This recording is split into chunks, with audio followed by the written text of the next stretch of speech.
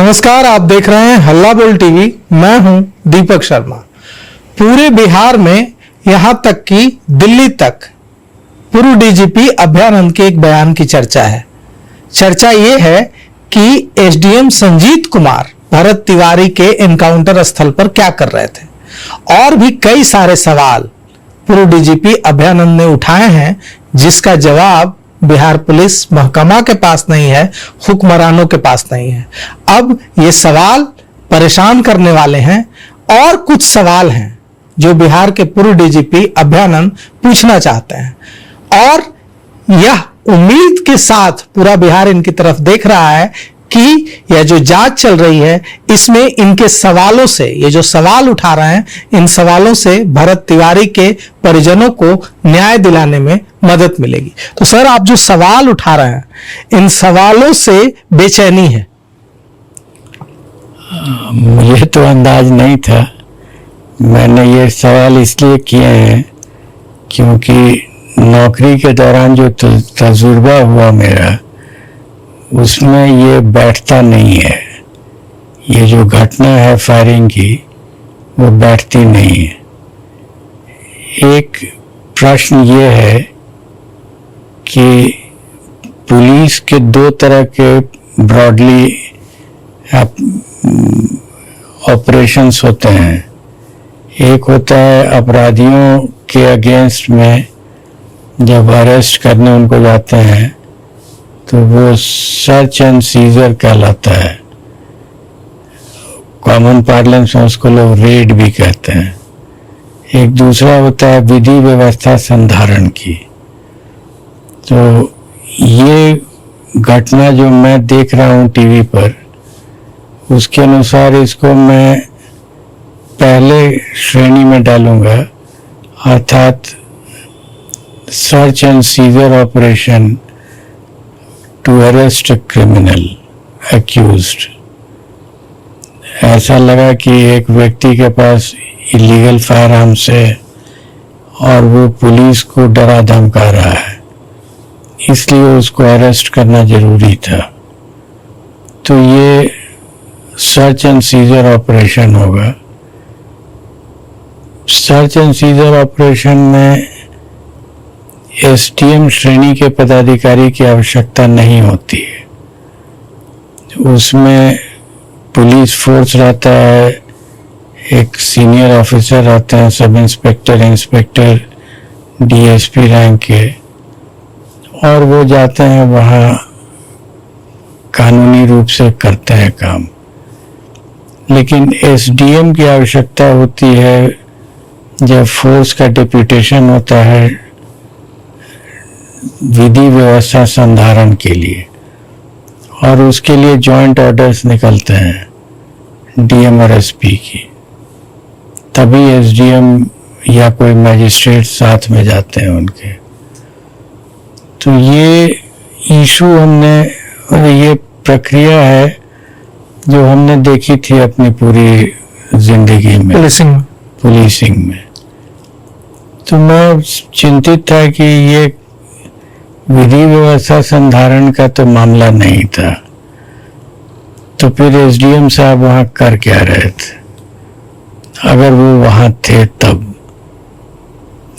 लेकिन जो चर्चाएं हो रही हैं उसमें लगता है कि वो थे वहां। जब जज साहब विनोद सिन्हा, जिनके नेतृत्व में न्यायिक आयोग गठित किया गया है, जुडिशियल प्रोब चल रहा है, वो जब पहुंचे पीड़ित परिवार के घर बिलौटी, भरत तिवारी के घर, तो मां ने वहीं पर कहा सामने में कि जो कातिल है वो तो आपके साथ आया है, सजा दीजिए जज साहब। मां ने ये कहा कि ये जो एसडीएम है संजीत कुमार, ये थे उस दिन घटना स्थल पर, तो विटनेस तो मां है कि वे वहां थे। आप जो बता रहे हैं उससे लगता है कि भरत की मां ने उनको देखा था वहां, और फिर दोबारा देखा जब वे घर आए। जिस समय घर आए तो वो तो बहुत इम्पोर्टेंट नहीं है, वो तो ड्यूटी के रूप में गए होंगे वहां। बट उनकी मां ने जो कहा, इससे लगता है कि उन्होंने देखा था उनको। तो यही मेरा प्रश्न है कि वो क्यों थे वहां पर, और अगर थे तो कोई जॉइंट ऑर्डर था क्या डीएम और एसपी का? बिना उसके एसडीओ का कोई क्राइम से संबंध होता ही नहीं है। डीएम का होता है, वो भी मैंने बिरले देखा है कि कोई डीएम क्राइम के रेड्स में गए हों साथ में। एक ही डीएम थे मेरे साथ जो क्राइम के रेड्स में भी साथ में चलते थे, लेकिन अमूमन कोई नहीं जाता था। ये एक इशू है। दूसरा इशू है कि इसको अगर मान भी लिया जाए कि एनकाउंटर है, यद्यपि कि मैं इसके पक्ष में रहता नहीं हूँ, तरीका नहीं है ये, फिर भी एनकाउंटर का मटेरियल वो व्यक्ति था ही नहीं। जो उसकी पृष्ठभूमि थी उसमें वो कोई भी एसपी अपने होशो हवास में उसको एनकाउंटर का मटेरियल नहीं बना सकता है। पृष्ठभूमि है ही नहीं उसकी। तो ये निर्णय जब होता है जिला में तो लोग पृष्ठभूमि देखते हैं उसको। उस जमाने में तो ज़्यादा अनपढ़ लोग हुआ करते थे, तो कहते वेटरन बा सर, वेटरन बा, तो मतलब वेटरन है तो मार दीजिए उसको। तो इस आदमी के विरुद्ध वेटरन कहलाने की भी कभी क्वालिफिकेशन नहीं था। तो फिर वो क्यों चुना गया एज मटेरियल फॉर एनकाउंटर? ये दो प्रश्न बहुत कौनता है मेरे दिमाग में। इस पूरे प्रकरण में एसपी भोजपुर के और भोजपुर के डीएम दोनों की भूमिका पर भी सवाल उठ रहे हैं। आप कैसे देखते हैं दोनों की भूमिका? एसपी मिस्टर राज के जो निर्णय है उस पर सवाल उठ रहे हैं एनकाउंटर से पहले और एनकाउंटर के बाद भी, और डीएम के भी फैसलों पर सवाल उठ रहे हैं। और ये पूरा जो सीन है एनकाउंटर का, इसमें डीएम और एसपी की भूमिका, निर्णय जो है, पुलिस जाती है, डीएम साथ जाते हैं, इसमें डीएम एसपी की भूमिका को आप कैसे देखते हैं? इंडिपेंडेंट डिसीजन उन लोगों ने नहीं लिया है जो तरीके से, यद्यपि कि जो डिसीजन वो इंडिपेंडेंटली भी लेते कि एनकाउंटर करना है, उससे मैं एग्री नहीं करता। लेकिन जो मान लिया जाए कि जैसे एनकाउंटर होता है वैसे ही हुआ, तभी ये एनकाउंटर का मैटर था ही नहीं। एसपी जो वहां के हैं उनको जिस तरह से एनकाउंटर से पहले और एनकाउंटर के बाद अपने कर्तव्यों का निर्वहन करना चाहिए था, क्या उन्होंने किया? मेरी नजर में एक एसपी वही है जो इंडिपेंडेंट डिसीजन लेता है। वो सुनेगा सबकी और करेगा अपने दिमाग से, वही एसपी होता है। अगर अपने दिमाग से निर्णय नहीं ले रहा है तो वही होगा जो अभी हो रहा है। तो आपको ये लगता है कि जो भूमिका उनको पुलिस कप्तान के रूप में, सुप्रिंटेंडेंट ऑफ पुलिस भोजपुर के रूप में निभानी चाहिए थी, उसमें वो विफल रहे हैं? विफल शायद सही शब्द नहीं होगा, नहीं निभाए। अपने इंटरेस्ट में नहीं निभाए कि बहुत कमजोर हैं इसलिए नहीं निभाए, नहीं जानते हैं। लेकिन मेरी नजर में एक एसपी वही होता है, गलती कर सकता है लेकिन वो गलती उसकी होनी चाहिए, किसी और की नहीं। तो मतलब ये विफलता नहीं है, ये इंटेंशन से जुड़ा मामला हो सकता है। इंटेंशन भी सही शब्द नहीं होगा, सोच समझ करके, अंग्रेजी में कहा जाएगा ही लेट इट ड्रिफ्ट। तो ऐसे में अब जो बिहार पुलिस के नेतृत्व में है, जो नेतृत्व कर रहे हैं पूरे बिहार पुलिस को, हेडक्वार्टर को क्या एक्शन लेना चाहिए पुलिस कप्तान के खिलाफ? वहां शाहपुर के लोग, जगदीशपुर के लोग तो यही मांग कर रहे हैं कि पुलिस कप्तान पर, पुलिस अधीक्षक पर एक्शन होना चाहिए। और मंत्री ने कहा, मंत्री अशोक चौधरी ने कहा भी की पत्रकारों से बातचीत में कि पुलिस कप्तान जिस तरह से कह रहे हैं सबको कि कानून मत बताइए, ऐसा लग रहा है जैसे सारा कानून उन्हीं को आता है। उन्होंने यह भी कहा कि अगर वो ऐसा बोलते रहेंगे तो उनको प्रॉब्लम हो जाएगी। मेरा मानना है कि अगर पुलिस मुख्यालय को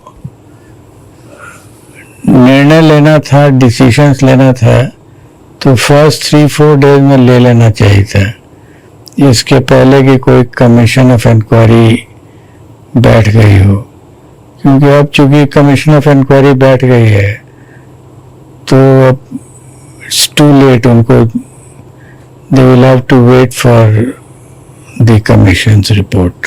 लेकिन इससे पहले लेना चाहिए था, हटाना चाहिए था वहां से, ताकि जांच जो है उस पर अब जिस जिले में पुलिस कप्तान पर आरोप है, पुलिस अधीक्षक पर आरोप है, एसडीएम पर आरोप है, डीएम पर आरोप है, वहां अगर वही लीड कर रहे हैं तो जो जांच होगी वो कितनी निष्पक्ष जांच होगी, इस पर तो सवाल उठेगा ना।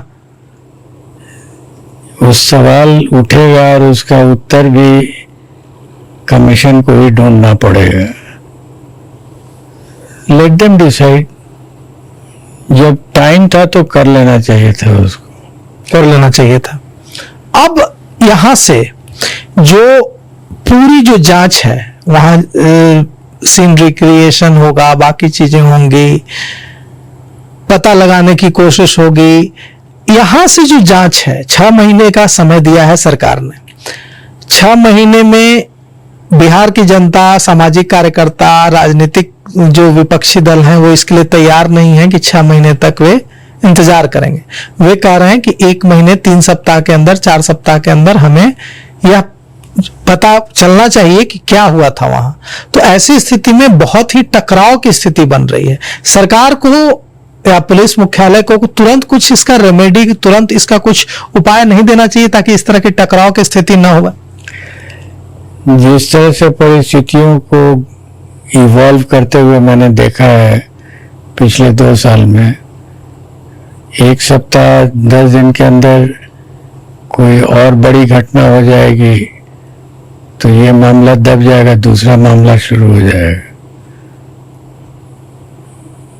और 6 महीने में अगर जांच होगी और ऐसे समय में जब जो आरोपी एक्यूज अधिकारी हैं, अफसर हैं, ये वही हैं, उसी जिले में पदस्थापित हैं, किसी को हटाया तक नहीं गया, तो ऐसी स्थिति में जो आरोप है पुलिस अधीक्षक राज पर कि उन्होंने जो चंदन तिवारी हैं, जो भरत तिवारी के भाई हैं, उनको घर जाकर धमकी दी। हालांकि बाद में उन्होंने प्रेस विज्ञप्ति, प्रेस रिलीज जारी कर कहा कि हमने धमकी नहीं दी है, मैं बात करने और सांत्वना प्रकट करने गया था रात में।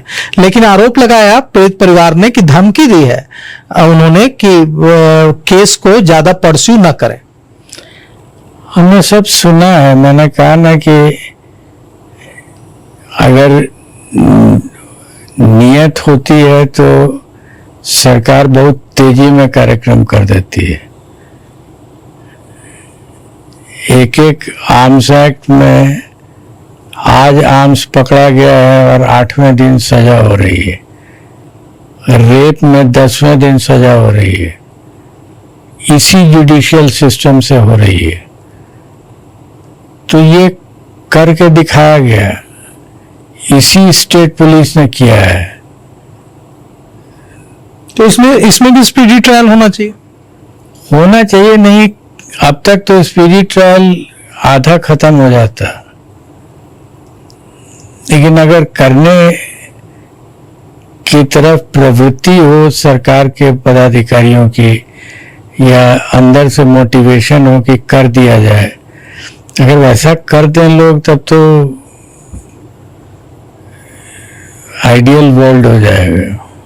तो और ये जो एनकाउंटर है, भरत तिवारी एनकाउंटर, जिसकी पूरे देश में चर्चा हो रही है, पूरे देश के लोग बिहार की इस खबर के बारे में जानना चाहते हैं कि आखिर ये जो भरत तिवारी है, ये इसे कुछ लोग शहीद बता रहे हैं, कह रहे हैं कि भरत तिवारी शहीद हैं, वो वहां की महिलाओं, वहां के वंचितों के लिए, विस्थापितों के लिए, डिप्राइव्ड के लिए लड़ रहे थे।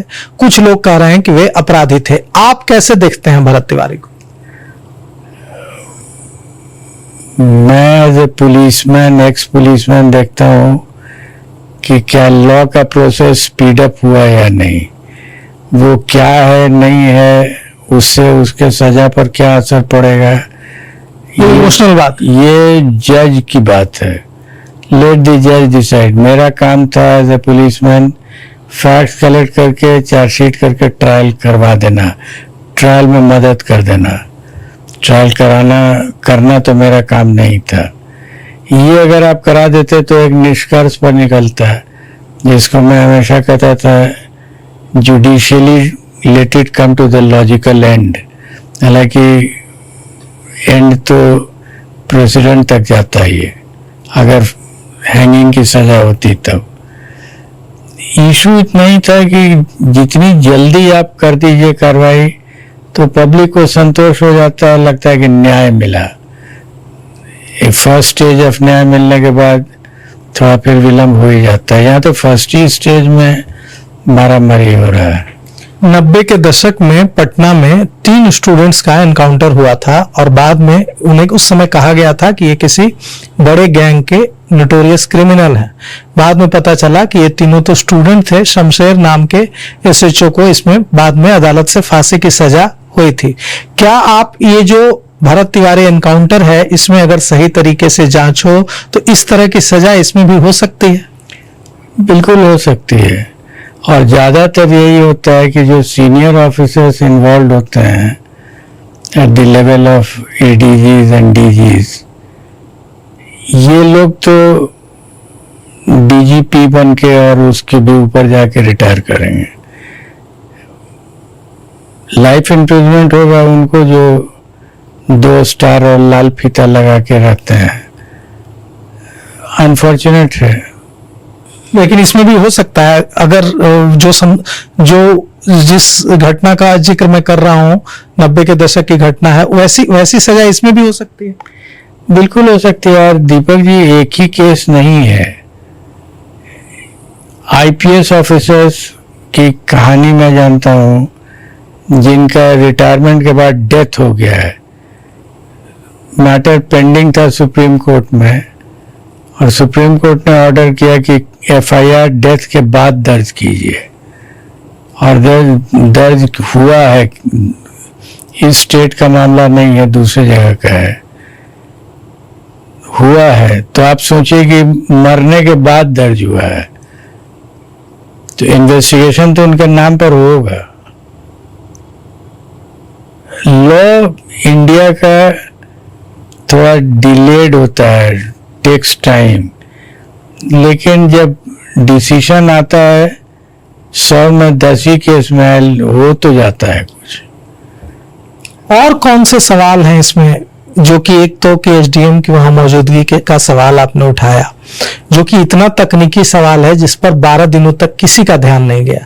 17 तारीख को यह घटना होती है और 28 को जाकर आप ये सवाल उठाते हैं, तब जाकर लोग इस पर सोचने को विवश होते हैं कि हाँ, आखिर वहां एसडीएम क्या कर रहे थे, और इसमें कौन सी चीजें हैं, कौन से सवाल हैं जो उठने चाहिए और अभी तक नहीं उठ पाए हैं। इसमें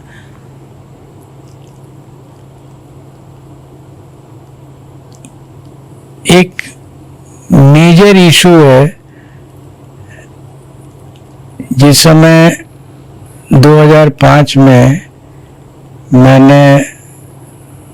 मैं उस समय एडीजी था स्पेशल ब्रांच में। शायद ये सरकार नई बनी थी, मतलब नीतीश कुमार सरकार की। उन्होंने मुझे बुला करके ये पूछा था कि क्या क्राइम कंट्रोल नहीं हो सकता है। ऐसे हाँ, हो क्यों नहीं सकता है।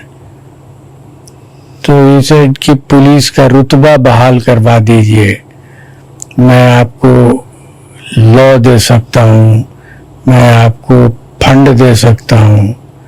हमने कहा कि यहाँ नल नाला पुलिया सड़क बनाने की आवश्यकता नहीं है। आवश्यकता मतलब क्राइम में नहीं जरूरत है। क्राइम में हमको जिन चीजों की जरूरत है वो पैसे से नहीं आने वाला है।